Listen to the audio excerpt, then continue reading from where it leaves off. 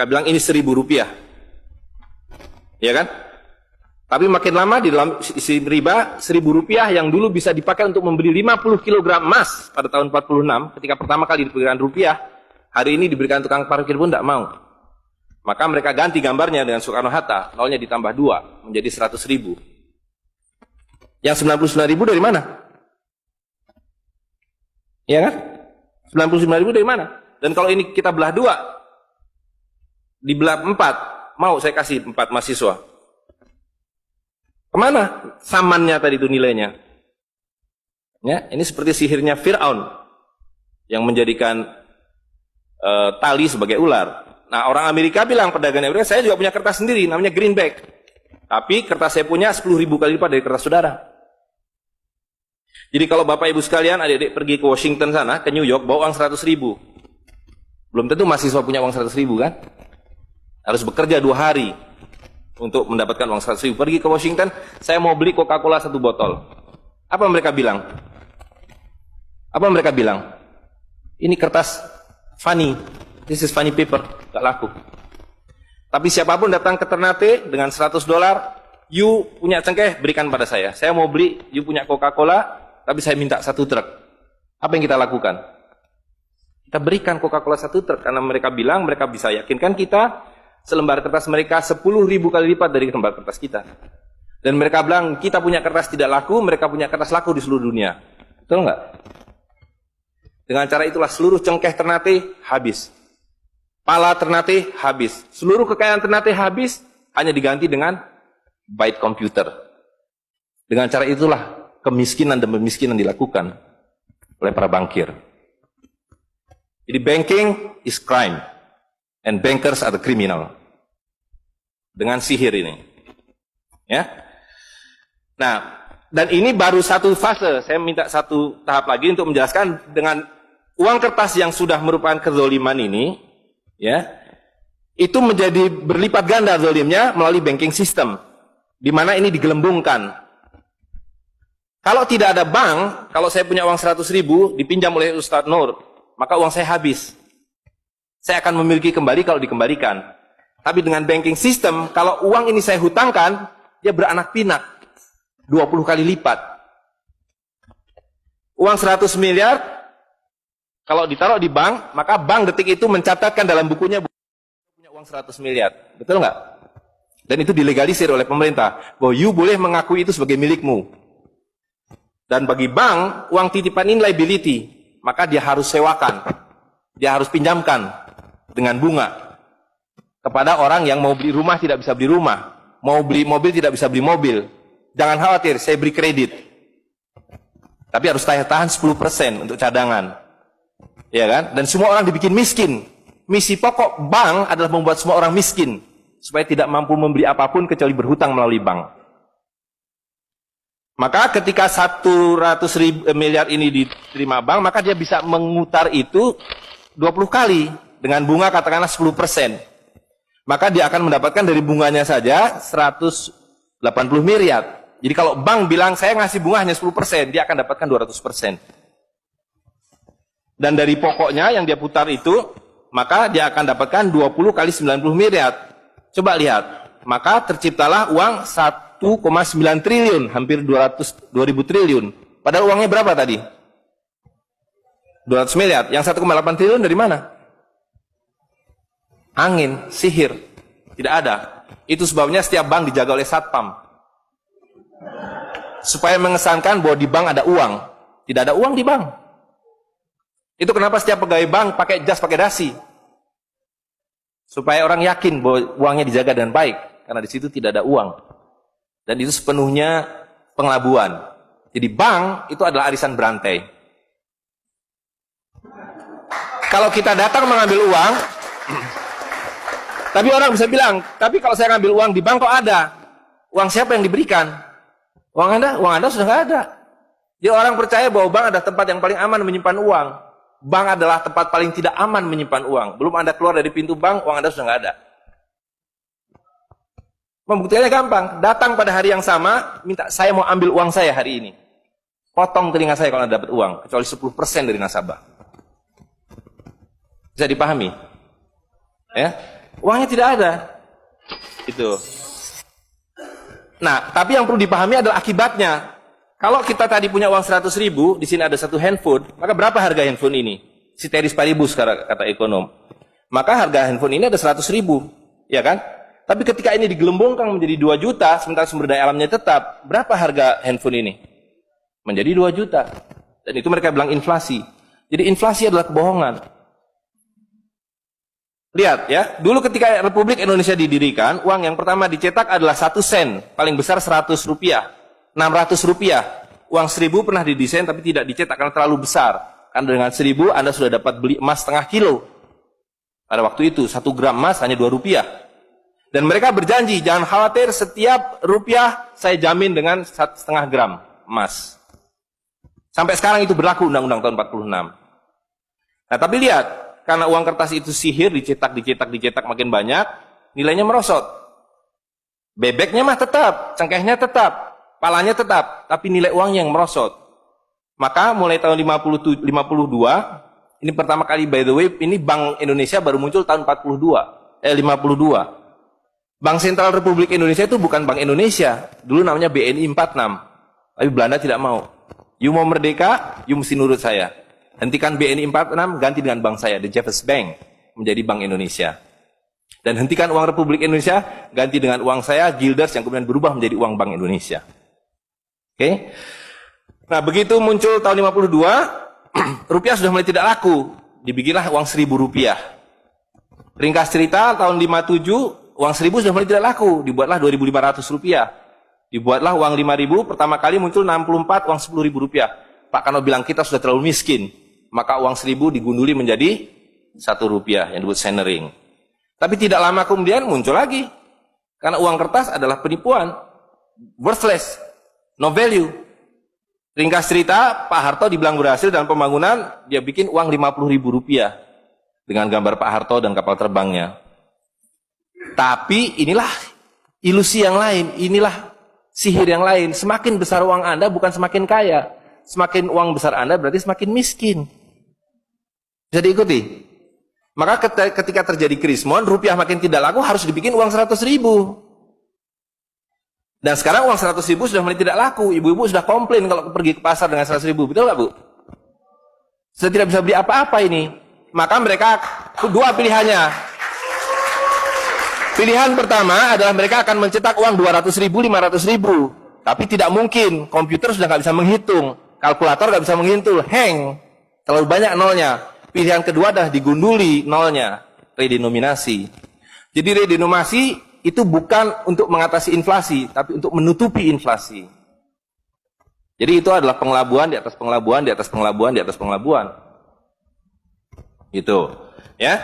Jadi secara real, uang 100.000 ini dulu ketika Pak Harto masih berkuasa, menjelang jatuh itu, kalau dibelikan telur, dapat 50 kilo. Masih ada yang ingat gak, Bu? Kali ibu-ibu ingat pasti. 1 kilo telur harganya 2.000 rupiah. Begitu Pak Harto jatuh, dibilang ini gara-gara krismon, uangnya sama. Walaupun ini belum ada waktu itu, karena ini masih 50.000 aja udah besar waktu itu. Uang yang sama dengan telur yang sama, tiba-tiba dibawa ke pasar, saya mau beli telur. Bu, hari ini tidak dapat 50 kilo lagi. Hari ini cuma dapat 13 kilo. Karena daya belinya, telur sekarang 7.500. Dan hari ini, kalau di pasar Ternate berapa, Bu, harga telur sekilo? Hari ini. Di Jakarta 20.000. Dan telurnya sama. 1 kilo itu isinya 16 butir, 17 butir, 18 butir. Uangnya sama. Tapi hari ini kalau dibelikan telur hanya dapat 5 kilo. Kemana yang 45 kilo? Itu yang mereka rampok. Itu yang mereka rampok. Dengan melalui apa yang mereka sebut inflasi. Tapi sebenarnya dengan cara penggelembungan uang. Kertas yang terus-menerus nilai. Nah, satu lagi Pak ya, saya minta ini karena ini penting sekali. Ini penting sekali. Nah, sistem zalim ini kemudian difikskan dalam satu sistem politik yang disebut nation state pada level global, kan judulnya kan globalisasi uang. Jadi negara bangsa itu diciptakan oleh para bankir pada abad ke-20. Jadi waktu Indonesia merdeka, Singapura merdeka, Malaysia merdeka, Afrika merdeka, itu bukan kemerdekaan spontan, tapi didesain. Didesain karena kalau dulu mereka mau merampas cengkeh orang Ternate, mau merampas kepala orang Ternate, dia harus bawa serdadu ke sini, dia harus ambil cengkeh dan palanya. Repot kan? Maka dengan menciptakan uang kertas, mereka tetap bisa mengambil cengkeh orang Ternate, mengambil pala orang Ternate tanpa harus kirim serdadu di sini. Dan karena itu saya kasih merdeka. Tapi satu mesti bikin bank sentral, kedua pakai uang kertas. Supaya saya tetap bisa membeli 1 barel minyak Anda dengan harga 4 sen dolar. Karena mencetak uang ini biayanya hanya 4 sen, 500 rupiah. Ya, jadi berapapun harta yang kita punya bisa dibeli dengan cara itu. Nah, lalu tadi saya sudah ceritakan uang kertas itu dimunculkan bersamaan dengan konsep negara nasional plus hutang negara. You boleh merdeka tapi you miskin. Rakyat penyakitan, rakyatmu bodoh. Tapi jangan khawatir, saya punya uang. Sekolahkan rakyatmu, bikin pembangunan, saya kasih utang. Ya kan? Nah, jadi tugas pemerintah itu, republik, adalah satu, mengambil hutang dari bank, menghabiskan utang itu, melalui apa yang disebut APBN.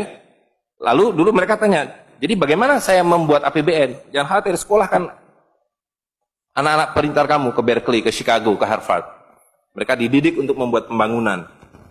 Lalu dikasih paket hutang dan diajari kalau nggak bisa kirim konsultan seperti John Perkins dan sejenisnya. Lalu ada satu pertanyaan, bagaimana kami membayar hutang kami kalau begitu? Mereka bilang, you punya 200 juta rakyat, pajaki rakyat kalian. Pajaki rakyat kalian. Kalian punya pala, punya cengkeh, habisi hutang kalian. Karena you membayar hutang, kalau kita hutang 5 miliar dolar setiap tahun, apa mereka kasih berkoper-koper dolar? Apa yang mereka kasih ke kita? Mereka hanya mengetik di komputer 5 miliar dolar, ting, masuk ke Bank Indonesia. Nanti Bank Indonesia tinggal kirim ting ke Bappenas, Bappenas ting ke departemen-departemen itu. Tapi ketika kita mau membayar hutang mereka, bisa kita mengetik di komputer 5 miliar dolar, ting, dibayarkan ke Bank Dunia? Nggak bisa, you mesti punya devisa. Dari mana kalian punya devisa? You mesti beli dolar kami. Caranya tebang hutan kalian. Habisi boksit kalian. Habisi mineral kalian. Betul nggak? Nah, jadi itulah yang terjadi di dalam sistem Fir'aun sekarang ini. Bahwa pemerintah itu didesain hanya untuk mengambil hutang dari bank, menghabiskan melalui APBN dan proyek, kemudian memajaki rakyat. Karena itu pajak semakin hari semakin tinggi, semakin banyak, semakin tinggi, semakin banyak. Gitu. Nah, jadi kalau digambarkan seperti ini, ya kan? Wilayah domestik nasional itu adalah demokrasi. Supaya kalau 5 tahun harus ganti. Kalau ada presiden, ada perdana menteri yang tidak nurut pada para bankir, out. Tapi para bankir tidak pernah berganti. Mereka turun-temurun, perusahaan swasta, anak beranak pinak. Ini kira-kira hanya 400 keluarga di dunia ini yang menguasai seluruh sistem keuangan dan politik. Jadi kita ini sekarang utangnya tiba-tiba sudah 2.100 triliun. Padahal tahun waktu Pak Harto jatuh itu utangnya hanya berapa? 50 miliar dolar. 500 triliun. Sekarang sudah 2.000 triliun. Dan begitu kurs dolar berubah, utang kita nambah. Gitu. Dan BI tidak pernah memenuhi janjinya. Karena tugas pokok BI adalah menjaga stabilitas kurs. Tidak pernah bisa. Dan tidak akan pernah bisa apapun yang dilakukan karena memang tidak ada nilainya. Gitu. Nah, jadi sebagai penutup, maka apa yang harus kita lakukan adalah membalik seperti yang mereka dulu lakukan. Yang mereka dulu lakukan adalah mengambil emas dan perak dari orang tua kita, mereka lebur menjadi batangan, dia simpan di brankas, dan kepada kita dikasih toilet paper ini, kata Mahathir Muhammad. Maka yang harus kita lakukan sekarang sebelum ini jadi apa? Oncom. Lebih berharga oncom. Tukarkanlah menjadi emas dan perak, menjadi dinar dan dirham, dan kemudian gunakan untuk muamalah. Karena Nabi sudah mengatakan akan datang satu zaman di mana semua yang kamu miliki tidak ada harganya, kehabisan nilai, kecuali dinar dan dirham, kecuali emas dan perak. Jadi kalau dilihat, dolar dalam dinar atau dinar dalam dolar dalam 10 tahun terakhir 2004 itu cuma 54 dolar. Hari ini sudah di atas 250 dolar.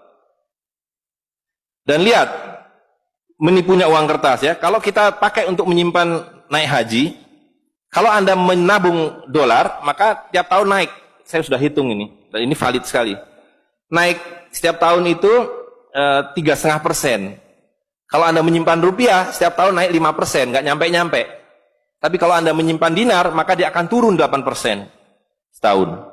Jadi tahun 2000 naik haji butuh uang 21 juta rupiah. Kalau dinar butuh 71 dinar. Tapi hari ini kalau mau naik haji butuh hampir 40 juta rupiah. Dengan dinar cukup dengan 16 dinar. Jadi dulu kalau punya rupiah naik haji satu orang, sekarang sampai Dubai suruh pulang. Nggak cukup uangnya. Tapi dengan dinar dulu naik haji satu orang, sekarang bisa naik haji 4 orang. Dengan kata lain, kalau Bapak Ibu sekalian serahkan cengkeh Bapak Ibu sekalian dan menerima uang kertas, Anda 4 kali miskin. Detik itu juga dalam konteks ini. Maka serahkanlah cengkeh dan katakan, saya mau serahkan cengkeh, bayar kami dengan dinar. Bayar kami dengan dirham. Saya serahkan pala kami, bayar kami dengan emas dan perak. Saya tidak mau uang palsu ini, uang-uangan ini. Saya mau uang yang sebenarnya, uang dari Rasul SAW. Ya, gitu. Dan harga minyak ini palsu semua. Dibilang minyak naik turun naik turun, tidak ada yang minyak naik. Kalau dengan dolar dia naik terus, tapi dengan dinar dia flat. Sekali lagi, bahwa sumber daya alam itu terbatas, maka alat tukar pun harus terbatas. Jadi ketika kita menggunakan kertas ini digelembungkan. Tapi ketika Anda menggunakan emas dan perak, ini sama. Maka sekali dia punya alat tukar, nilai tukarnya dari zaman Rasulullah SAW seekor kambing, hari ini 1 dinar dapat seekor kambing. Zaman Nabi dapat seekor ayam 1 dirham, hari ini dapat seekor ayam. Tidak ada yang berubah. Sekali lagi pemiskinan itu adalah dibikin oleh sistem. Dan tadi sudah disampaikan bahwa dari tahun ke tahun, di dalam slide yang sebelumnya dalam penjelasan itu, bahwa dinar dan dirham itu selalu dicetak oleh para sultan. Jadi lihat, ketika para sultan berkuasa, para sultan berikan emas dan perak pada rakyat. Para sultan kemudian disingkirkan, diganti oleh para bankir, emas dan perak mereka ambil, diberikan kertas. Itu yang terjadi dari abad ke-19. Maka alhamdulillah pada hari ini kita melihat bahwa kesultanan sudah kembali dengan dinar dan dirham.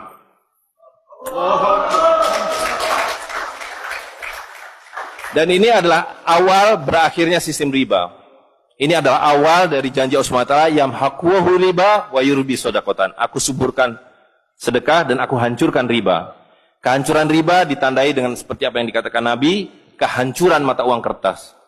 Suka atau tidak suka, terima atau tidak terima, ini adalah awal kehancuran. Dan karena itu yang harus kita lakukan adalah supaya kita tidak ikut hancur di dalamnya, kita song-song kembalinya dinar dan dirham. Dan itu berarti kembalinya sultania.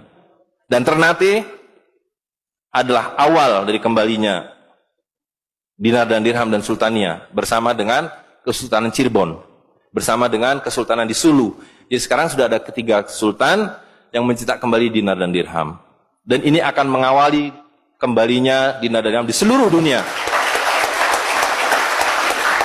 Jadi kalau pada abad 15, abad 16, abad 17 bangsa Ternate sudah sampai ke Madagaskar, sudah sampai ke negeri atas angin di Spanyol, maka pada abad 21 kembali Ternate sampai Spanyol.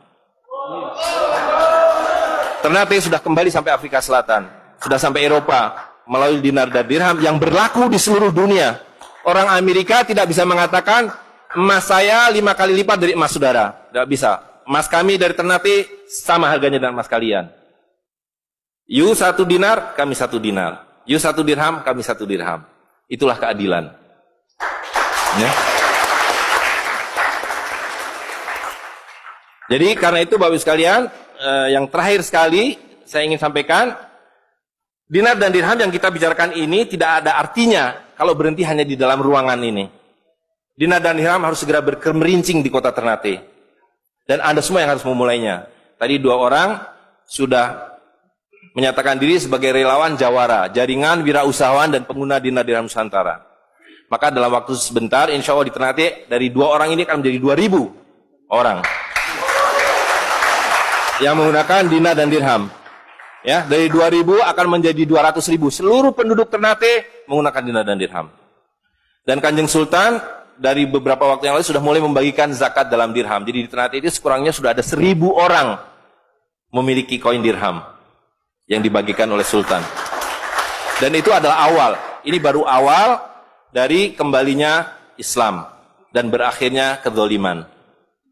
Jadi sekali lagi Bapak Ibu sekalian, marilah segera ya ular-ular Fir'aun itu kita akhiri dengan cara yang sangat mudah, yaitu kita mentaati perintah Allah SWT.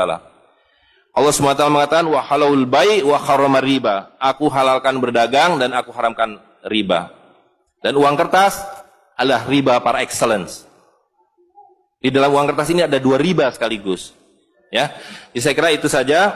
Saya mohon maaf mengambil waktu agak terlalu banyak, tapi ini penting karena supaya clear semuanya. Ya, karena ini baru pertama kali dibicarakan di Ternate. Demikian, assalamualaikum warahmatullahi wabarakatuh. Warahmatullahi wabarakatuh.